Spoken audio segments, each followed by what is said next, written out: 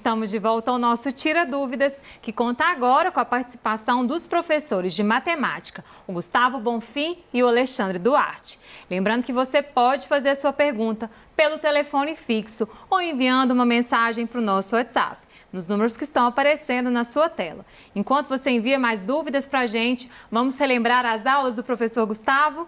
Professor Gustavo, seja bem-vindo. Obrigado, tudo bem? Dani, tudo jóia. Conta pra gente aí, quais foram os temas das suas aulas hoje? Bom, Dani, no 8º ano nós trabalhamos com grandezas e medidas de comprimento e no 8º ano com função de segundo grau. Ótimo, obrigada, viu?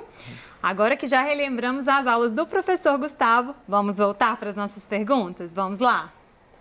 A nossa primeira pergunta, desse segundo bloco é uma pergunta de 9º ano. Professor Gustavo, por que quando a função do segundo grau tem o vértice como ponto mínimo, quando o A é maior que 0? Então vamos lá. Você vai precisar do quadro? Vou precisar sim. Então deixa eu ligar aqui, só um minutinho. Apagar aqui do último. Fica à vontade.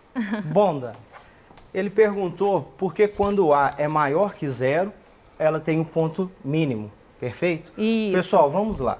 Vamos imaginar que a gente tem uma função de segundo grau aqui. Então, o desenho dela, sabemos, que quando o meu A ele é maior que 0, ou seja, a minha concavidade ela é voltada para cima. Então, o desenho, dependendo da função, ela vai ficar assim. É uma parábola com a concavidade voltada para cima. O porquê que o vértice, ou seja, o vértice é aquele momento em que a função ela deixa de ser decrescente e ela passa a ser crescente. O porquê que o vértice é considerado ponto de mínimo? Porque não existe nenhum ponto abaixo desse na função, beleza? Ou seja, qualquer ponto que eu vim trabalhando no trajeto da função, ele é acima do vértice, ele chega até no vértice e aí ela passa a ser crescente, beleza? Então, esse aqui é o menor valor que eu posso ter da função. Não existe nada abaixo disso. Isso ocorre ao contrário quando o meu A é menor que 0. Então eu teria o ponto de máximo. Beleza? Dani, está respondido? Tá respondido. Obrigado. Obrigada a você. Vamos para a próxima. Deixa eu apagar aqui.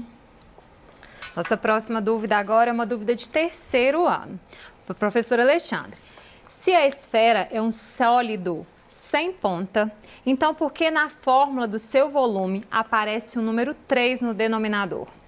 Voltei aqui ao quadro novamente. Fica à vontade, tá até prontinha aqui para você. Obrigado, Dani.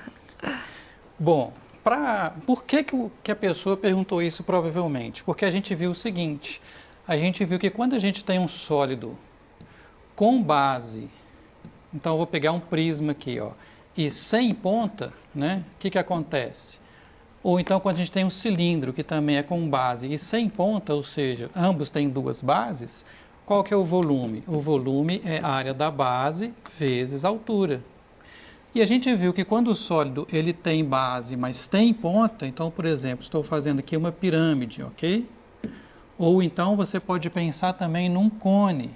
Qual que é a fórmula do volume? O volume é a área da base vezes a altura dividido por 3. Só que aí a gente viu que a esfera, ela tem o volume, então está aqui a esfera de raio R, ela tem o volume dado por 4πr ao cubo dividido por 3. Então a pessoa pensou, por que a esfera também tem o denominador 3, já que ela não tem base e também não tem ponta? Bom, gente, isso é uma fórmula, não tem assim uma coisa lógica. Mas lembra que quando a gente deduziu a área da esfera, a gente fez o seguinte, a gente pegou um cilindro de mesma altura da esfera e cuja largura é igual à altura e a gente cavou nesse cilindro aqui um buraco duplamente cônico. Então a gente ficou com um sólido assim, um sólido que tem um buraco aqui e outro buraco aqui. E através dessa comparação aqui, nós chegamos à conclusão da fórmula do volume da esfera. Então, a fórmula do volume da esfera vem daqui, ok? Então, assim, não tem um motivo objetivo, ok? Mas dá para você guardar a fórmula do volume. Obrigado, Dani. Obrigada a você, professor. Vamos para a próxima.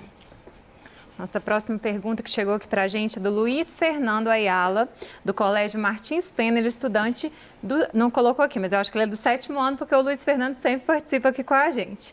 Professor Gustavo, poderia explicar novamente como calcular a área do círculo? Vamos lá, Dani. Luiz Fernando. Isso. Bom, Luiz, toda vez que eu tiver um círculo, vou desenhar ele aqui, beleza? A distância entre o centro e a extremidade dele a gente chama de raio, beleza? Então você pode calcular a área desse círculo da seguinte forma. A área é igual a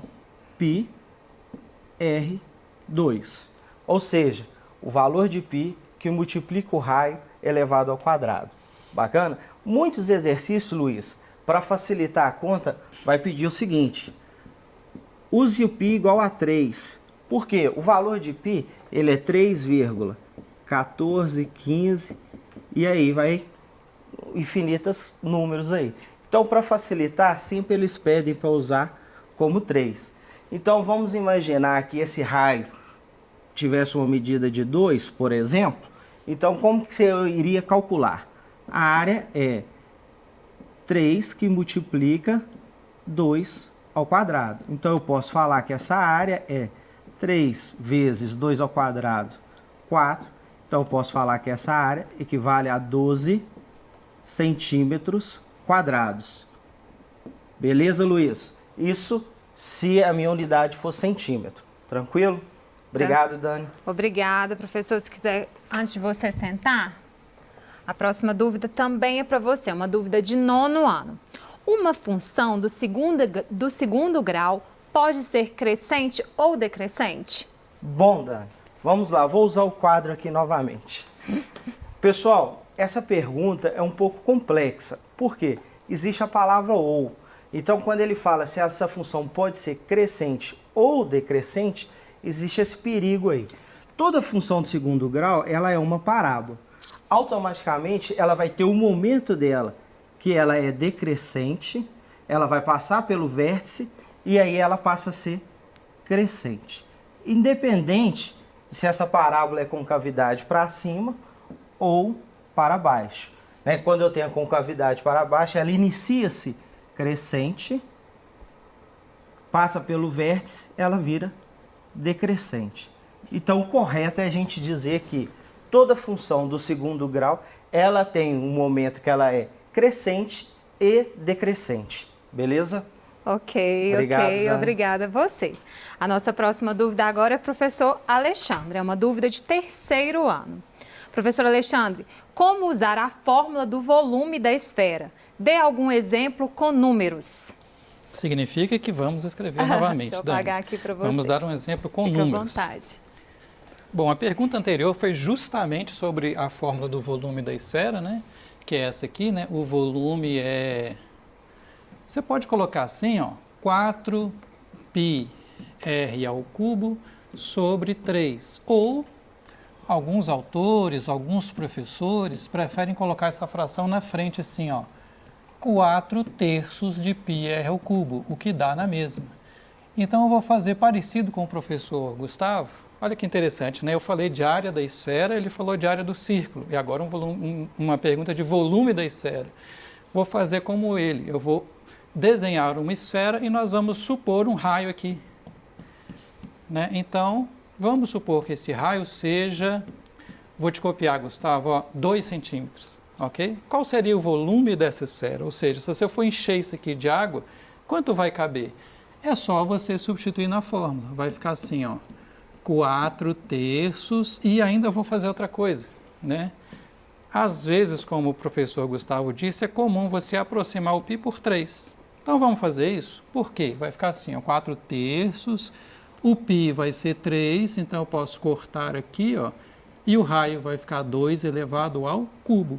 Depois do corte, o que sobrou, né? Sobrou o 4 e sobrou o 2 ao cubo. Lembra que o cubo tem prioridade sobre o produto, né? Tem que fazer o cubo primeiro, depois multiplicar 4 pelo resultado. Quanto que é 2 ao cubo? 2 vezes 2, 4 vezes 2, 8. 4 vezes 8. Então, a resposta é que o volume dessa esfera é aproximadamente 32. Como aqui está em centímetros, vai sair o quê? Centímetros cúbicos. Ok? Obrigado pela pergunta. Ok, obrigada a você, professor. A nossa próxima dúvida agora é uma dúvida de 9º ano, professor Gustavo. Acho que complementa a sua última pergunta, professor. Toda função do segundo grau é uma parábola? Sim, Dani. Toda função do segundo grau vai ser uma parábola. Vamos desenhar aqui. Acho que essa pergunta já teve até para o professor Flávio também, uma vez, se não me engano, aqui no nosso Tira Dúvidas, no 2º ano. Então, o que acontece? Quando eu tenho o meu plano, onde eu tenho alguns pontos, né? Normalmente, como esses pontos não estão alinhados, então ele vai deixar de ser uma reta. Então, quando eu faço a ligação desses pontos, automaticamente eu vou ter uma parábola, beleza? Falou em função de segundo grau, é uma parábola. Tranquilo? Obrigado pela pergunta. Obrigada, professor. Professor, pode ficar aqui aí, que a próxima também é para você. Aproveitar que você está aqui. Professor, dê um exemplo de transformação de unidade de área. Você pode dar para a gente? Vamos lá. Vamos transformar um exemplo aí de transformação de área. Então, vamos lá. Eu tenho o metro quadrado. Por quê? Falou em área. Então, unidade está elevada ao quadrado. Eu tenho, depois do metro, eu tenho o decímetro quadrado. Eu tenho o centímetro quadrado. E eu vou ter o milímetro quadrado. Esses são os submúltiplos do metro. Obrigado. Beleza? Aqui na minha esquerda eu vou ter o quilômetro quadrado, eu vou ter o hectômetro quadrado e eu vou ter o decâmetro quadrado. Por exemplo, pessoal, se eu tenho 1 metro quadrado, quando eu vou transformar essa unidade minha, por exemplo, para centímetro, ou seja, eu vou deslocar da esquerda para a direita. Então, de metro eu vou para decímetro quadrado, de decímetro quadrado, eu vou para centímetro quadrado. Vimos que a cada casa decimal que a gente muda, a cada unidade que a gente muda, a gente multiplica por 100, porque essa unidade está elevada a 2, né? Seria 10 elevado a 2, então dá 100. Então aqui a cada casa eu vou acrescentar 2 zeros. Então eu posso dizer que 1 metro quadrado equivale a 10.000 centímetros quadrados. Isso ocorre ao contrário, quando eu vou da direita para a esquerda, eu vou fazer essa divisão a cada unidade que eu ando, eu divido por 100. Tranquilo? Obrigado pela pergunta. Obrigada, professor. Acho que eu vou fazer mais uma pergunta para você. Dá um tempinho aqui, professor Alexandre, que tem muita dúvida. Vamos lá. Professor, tem uma pergunta aqui que fala assim, ó, não entendi o ponto simétrico ao ponto C da questão 1, onde f de x é igual a x2 ao quadrado menos 4x mais 3. Você pode explicar novamente? Vamos lá, Dani. Dani, para responder essa pergunta, você consegue repetir para mim aí a equação, a função do segundo grau? Questão f de x é onde igual a... f de x é igual a x ao quadrado menos 4x mais 3. Ok. Ele quer saber sobre o ponto simétrico dessa função aí, que é uma parábola. Beleza? Vamos lá. Primeiramente, eu vou achar os meus coeficientes. Então, eu sei que o A vale o B e o C.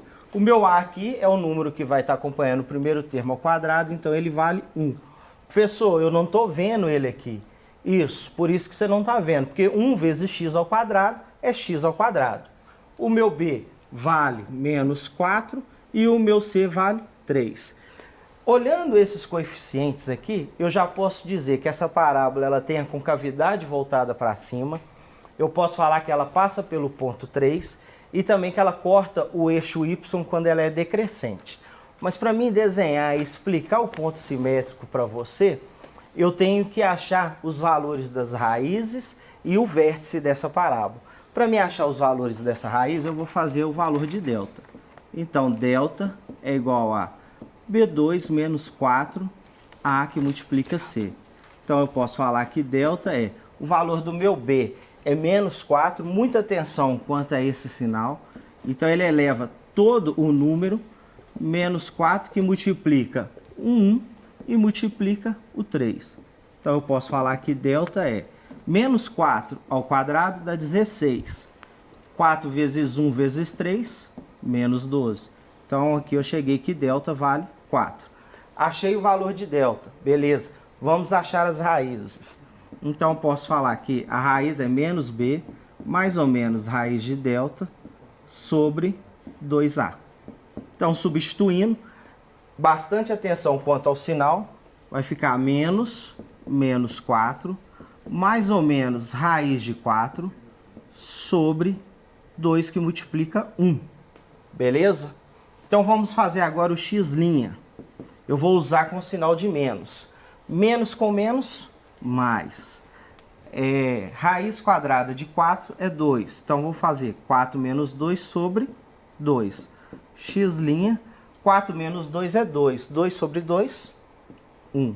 Vou fazer aqui agora o x, duas linhas. Então vai ficar 4 mais 2 sobre 2. X duas linhas vai me dar 6 sobre 2, 3. Achei as raízes. Achando as raízes, o que eu vou procurar agora? O meu x e o meu y do vértice. Essa questão Essa aí realmente... é aquela que a gente perde um pouco de cabelo, né? Né, Alexandre? Ou todo o cabelo. Então a gente vai só substituir, beleza? Então vai ficar o valor de b, eu tenho que é menos 4, como é menos, vai ficar 4 sobre 2. Posso falar que meu x do vértice vale 2. E agora é só calcular o meu y do vértice, que é menos delta sobre 4a. Então meu y do vértice o valor de delta é 4, 4 sobre 4, porque o a vale 1. Então meu y do vértice vale 1. Tranquilo? Agora sim, eu tenho condições de desenhar essa parábola e aí te mostrar passo a passo do ponto simétrico. Então eu tenho aqui, ó. Vou marcar as raízes, que é o ponto 1 e 3. Então tem aqui, ó, 1, 2, 3. Então ela vai passar aqui e aqui. Eu tenho que ela passa no ponto 3 no eixo y. Então ela está passando aqui. E eu tenho meu vértice sendo 2 e menos 1. Então ela vai estar aqui, ó. Desenhei minha parábola, beleza? Ele quer o ponto simétrico a esse ponto.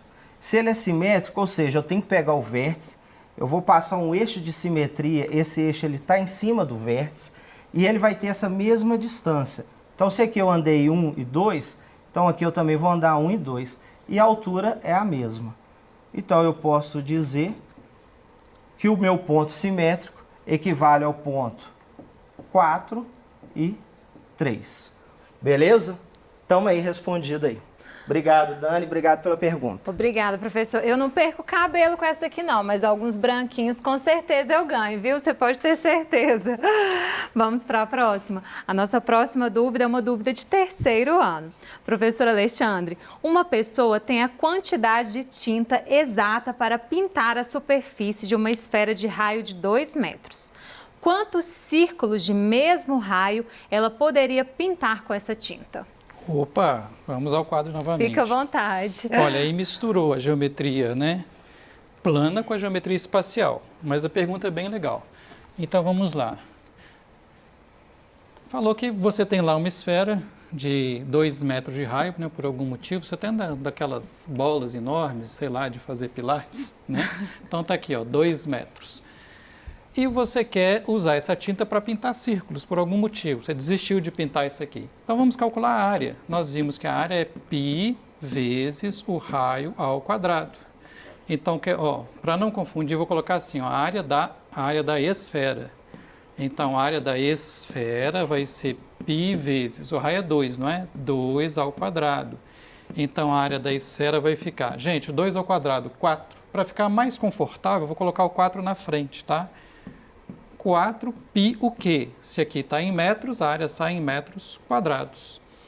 Bom, aí você quer pintar, né, usar essa quantidade de tinta para pintar círculos do mesmo raio. Mas se são do mesmo raio, é como se fosse esse círculo aqui, ó. Então, vou desenhar ele aqui separadinho. Ó. Imagina que eu destaquei isso aqui e virei para ficar de frente para nós. Né? Nós temos um círculo de área de raio 2 metros. Qual que é a área do círculo? A área do círculo não é π vezes o raio ao quadrado? Então, a área do círculo vai ser π vezes... gente, aqui desculpa, eu esqueci, né? 4πr ao quadrado, 4πr ao quadrado, 2 ao quadrado, 4 vezes 4, vamos corrigir aqui. Ó. Então, aqui, ó, vai ficar, na verdade, vai ficar o quê? Vai ficar, me ajuda aqui, Dani? Só escrever. Só escrever, ok. Então, 2 ao quadrado vezes 4, 16π. Agora sim, aqui vai ficar π vezes 2 ao quadrado, a área do círculo vai ser 2 ao quadrado, 4 vezes π, 4π. Então, olha só, você tem 16π metros quadrados de tinta e você quer pintar 4π metros quadrados. Quantas vezes que este número é maior do que aquele, né? Basta você ver que daqui para cá você multiplicou exatamente por 4. Então, resposta... A tinta para pintar a superfície dessa esfera dá para pintar 4 círculos do mesmo raio, né, da esfera. Muito obrigado. Obrigada a você, professor. Vamos para a próxima. Nossa próxima dúvida agora é uma dúvida de 8º ano. Professor Gustavo, posso dizer que uma área de 72.600 metros quadrados equivale a 1,5 alqueires mineiros? Vamos lá, Dani. Vamos fazer conta aí no nosso quadro, né? Então, pessoal, ele perguntou se uma área de 72.000 metros quadrados...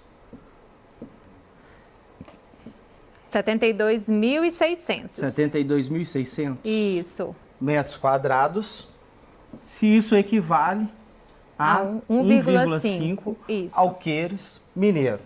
Falando em alqueires, mandar um abraço para o meu amigo João Zé do Roque, que pediu para calcular isso aí para ele também. Né? O pessoal de Belo Vale, do Gama Cirqueira aí, um grande abraço da escola. Então, essa área aí de 72.600 metros quadrados. Sabemos que um alqueire mineiro equivale a 48.600 metros quadrados. O que eu vou fazer? Vou dividir 72.600 por 48.600. Então, 72.600, vou dividir isso por 48.400 metros quadrados. Então, essa é aqui uma divisão a princípio aí complexa, mas a gente vai ficar tranquilo. Vou eliminar esse zero com esse com esse. Então, sobrou o que da minha divisão aí? 726. Vou dividir isso por 484. Beleza? Dá 1. 1 vezes 4, 4. 8, 4. Vou subtrair 2. Aqui vira 12 e aqui vira 6. Então, aqui vira 8, 4 e aqui vira 2. Beleza? Coloco a vírgula, porque esse número não divide, eu vou acrescentar um zero. 2.420. Então, vou tentar ir por 5. 5 vezes 4 dá 20, vão 2. 5 vezes 8, 42, 42. 5 vezes 5, 20, com 4, 24. Ok, certinho. Então, pessoal, com isso eu posso concluir que uma área de 72.600 metros quadrados equivale realmente a 1,5 alqueires mineiro. Beleza? Respondida aí, Dani. Obrigado pela pergunta. Obrigada, professor. Nossa próxima dúvida também é para você, é uma dúvida de 9º ano. Professor, tem como fazer a tabela onde a função é a seguinte: f de x é igual a x ao quadrado menos 6x, mais 5. Vamos lá, Dani. F de x é igual a x ao quadrado menos 6x mais 5. Bom, essa tabela que foi dada no exercício, eu tive vários valores com ela. Então, por exemplo, eu tenho aqui o valor de x, eu vou ter o valor da função do f de x E depois eu vou ter aqui o meu par ordenado, que é o valor do meu x e y. Posso vir aqui, fazer esse traço. E aí, o que acontece? Eu vou dar valores para x para me descobrir o meu y. Por exemplo, posso colocar o x igual a menos 1. O que eu vou fazer? Aonde eu tiver x, eu vou adotar o menos 1 no lugar. Então vai ficar f de menos 1 é igual a menos 1 ao quadrado, menos 6, que multiplica menos 1 mais 5. Isso aqui vai me resultar em quanto? Menos 1 ao quadrado é 1. Menos com menos mais. Então vai ficar 6 mais 6, 12. Beleza? Então eu tenho um par ordenado, que eu posso falar que é menos 1 e 12. Então, com isso, eu concluo que o f de menos 1 ele é igual a 12. E assim por diante, pessoal. Você vai sempre estar substituindo. Vou fazer mais um de exemplo aqui, por exemplo, quando o x for 0. Então, vai ser f de 0 é igual a 0 ao quadrado, menos 6 vezes 0 mais 5. Aqui, zerou, zerou. Ou seja, o meu ponto, o meu par ordenado é 0 e 5. E eu posso dizer que o f de 0 é igual a 5. Então, aí nessa atividade, eles deram até o número 7, se eu não me engano. É só substituir questão de conta. Refaz aí, tenta qualquer dúvida, entre em contato com a gente aí. Beleza? Obrigado pela pergunta. Excelente. Vamos para a próxima. Agora, a nossa próxima dúvida é para o professor Alexandre. Alexandre, isso mesmo. Professor Alexandre, se o diâmetro de uma esfera é duplicado, o que acontece com o seu volume? Ok, essa acho que eu não vou precisar ir para o quarto. Então, Aí gente, eu vou ficar aqui então. Não é? Com lógica, né? Se você duplicou o diâmetro da esfera, o diâmetro é o dobro do raio. Então, se você duplicou o diâmetro, você duplicou o raio. Né? Por que eu estou falando em raio, não em diâmetro? Né? Porque a fórmula tem a ver com raio. Então, se duplicar o diâmetro, equivale a duplicar o raio. Mas lembra daquilo? Ó, o volume é cúbico, né? O volume é uma dimensão cúbica. Se o raio foi multiplicado por 2, o volume vai ser multiplicado por 2 ao cubo. Então, o que aconteceu com o volume? Ficou 8 vezes maior. Se fosse área, seria 2 ao quadrado, ficaria 4 vezes maior. Então, em vez de ficar pensando na fórmula, pensa nesses raciocínios, né? Do linear, do bidimensional e do tridimensional para você fazer menos conta. Obrigado. Obrigada a você. A nossa próxima dúvida agora é para você, professor Gustavo. É uma dúvida de 9º ano. Explique os coeficientes de uma função do segundo grau. Vamos lá. Pessoal, toda função do segundo grau, ela é escrita da seguinte forma. Ela vai vir f de x é igual a ax ao quadrado mais bx mais c. Beleza? Quais são os coeficientes da função? O meu primeiro coeficiente, vou mudar aqui só para destacar. Eu vou ter o a, o b e o c. Cada um deles com a sua finalidade. O a, ele é responsável pela concavidade, ou seja, se essa concavidade é voltada para cima ou se ela é voltada para baixo. Beleza? Isso vai ser se o a for maior que 0 ou menor que 0. O b, ele é responsável por onde a função corta o eixo y. Se o b for maior que 0, essa função ela corta o eixo y quando ela é crescente. Então, por exemplo, aqui, ó, essa aqui seria um b maior que 0. Por quê? Ela ainda está crescente aqui, ó, onde ela corta o eixo y. E se ele for negativo, ela corta quando ela é decrescente. Beleza? Agora o c é responsável pelo ponto exato onde corta o eixo y. O c está aqui, ó, marquei de caneta preta. Beleza? Então os coeficientes são esses aí. Eu tendo essa teoria dos coeficientes, eu consigo já imaginar a minha função. Bacana? Obrigado pela pergunta. Obrigada a você. Deixa eu apagar aqui. Chegou a hora de mais uma pequena pausa no nosso Tira Dúvidas. No próximo bloco, nós teremos a participação dos professores Alexandre Duarte e Lucas Calazans. Eu agradeço a presença do professor Gustavo E você, estudante, já sabe como participar. Ligue no nosso telefone fixo 31 3254 3009 ou envie uma mensagem para o nosso WhatsApp, número 31 98295 2794. Já já estaremos de volta, não saia daí!